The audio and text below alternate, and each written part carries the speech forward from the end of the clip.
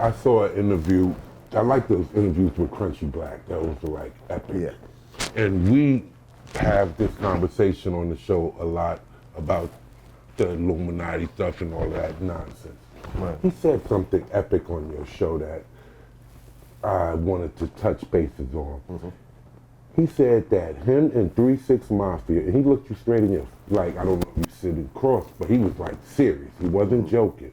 He said they made deals with the devil. He said he actually He said he didn't say 3-6 Mafia. He said that he met the devil. Yes, and he said it's not how Lil Nas X described him, but he said he met the devil. And he told you he made a deal with him. Yeah. How do you feel about that?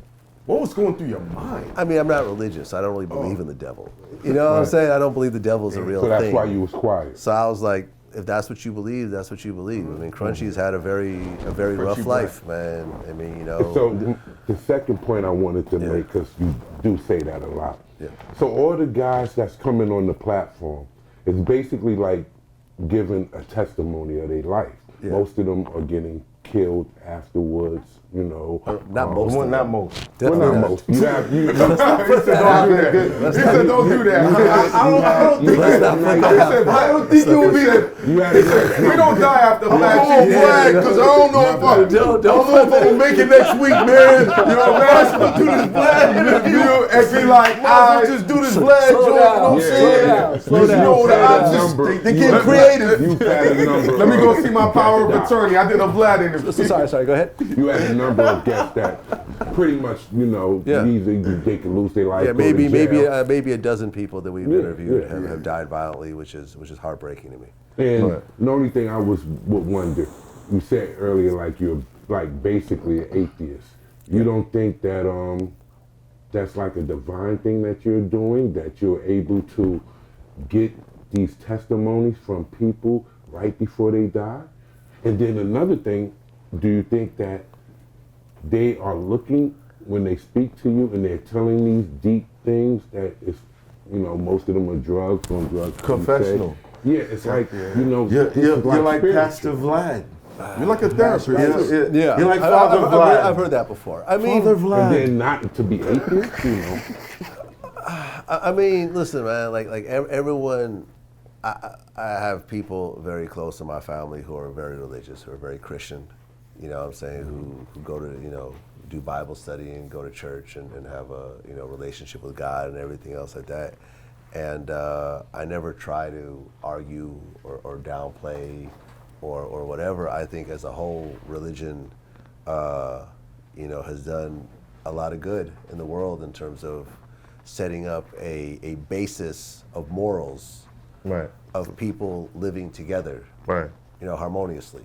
Mm-hmm. You know, I mean, if you don't have a set of rules to live your life, and you're just living at the moment, you don't care about lying, robbing, stealing, killing, whatever. It's all just about what you're, you know, what you want at that point. I get that. You can't have a society that really functions. So I think religion plays a role in that, and I respect it. But you know? Personally, yeah, do you ever feel like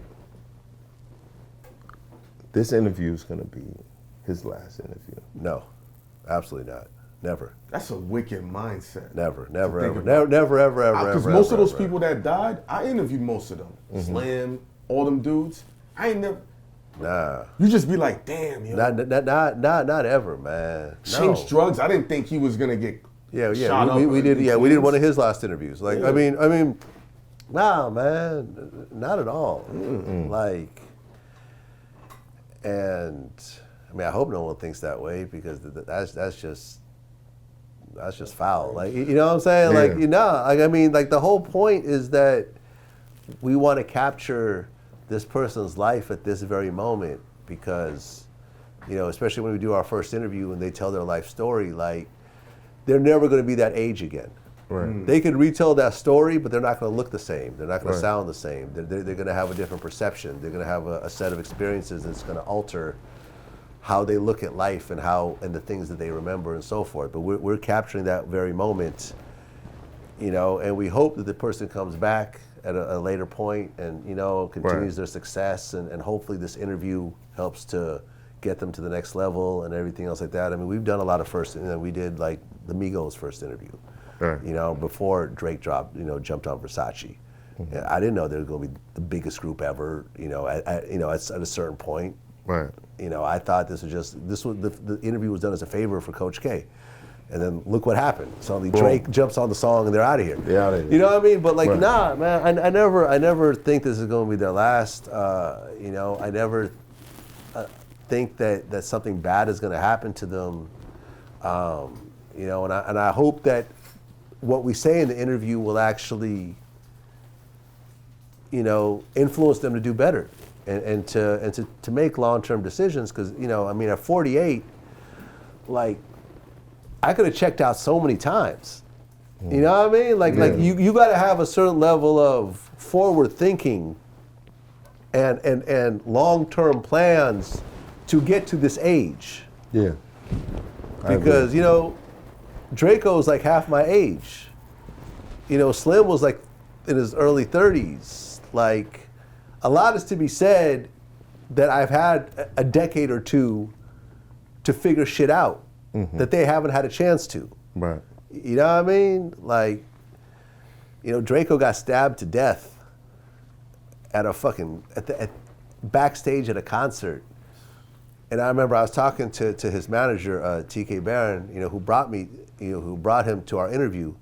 And I remember like he wanted me to interview him while he was still in prison, but he was facing a murder charge. So I'm like, I don't want to do the interview because that's going to be part of his case. So I refused to do the interview until he finally pleaded out, got past it, and we talked about it. But it was like nobody in the history of hip hop, no rapper in the history of hip hop has ever been killed backstage at a show. Think about it. Like, that's the craziest place to die. Name a rapper who got killed backstage at a concert. Yeah. Out of all the rappers that have been killed over the years, and there's probably hundreds of them, no one has ever been killed backstage at a concert. You don't think that's going to happen. Especially stabbed to death. Like, yeah. This makes you want to cry, man. Like, it's fucking sad. Like, I think he had kids. Like, he just got out of prison. He was starting to pop. Drake did a song with him. It was like, he had the bullshit. He did a song called Ingleweird where he dissed the whole city, and he was into the drama and everything else like that. And obviously that probably played a role in what happened. But like, backstage at a concert, Once Upon a Time in LA with Snoop Dogg performing, and I think like, Ice Cube was there and whatever else. And this dude is now dead. Like, man, like you don't think about those things, and you hope those things never happen. You think that everyone you interview is going to grow old and have grandkids and ride off into the sunset, man. You hope so. You're not, like you don't, Every day that we live is a blessing. It is, and man. It's a good illusion that we walk around with this, we're going to grow old and might do all of this. But we really should stay in the reality that every moment that you have on this earth is a blessing, and it can be taken from you in the next moment. Cherish it. Cherish it. It's Hoffa, trapper turn smack rapper.